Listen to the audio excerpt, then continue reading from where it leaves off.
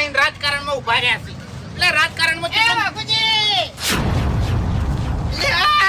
તમને ખબર નહીં લાગતી તમારો ભાઈબંધ રાજકારણમાં ઉભો રહે છે લ્યા હવે ભાઈબંધ જેવો જોવે ભાઈબંધ માટે જીવાલ દે ને એવો ભાઈબંધ જોવે તારા જેવો ગદ્દાર ના જોવે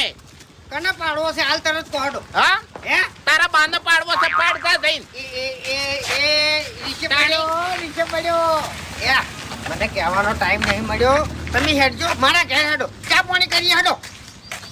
એટલે ભાઈબંધ છે ને આટલું કામ કરે ને આટલું બજારથી ખાલી 2 રૂપિયાની વસ્તુ લાવે ને તો ભાઈબંધને જોણ કરે અને તું રાજકારણમાં ઉભો રહ્યો છે અને મને જોણ નહીં કરી એટલે સરપ્રાઈઝ આલવાની છે મારે કેમન ધૂળ સપ્રાઈઝ આલી તું મને સાચું કહું છું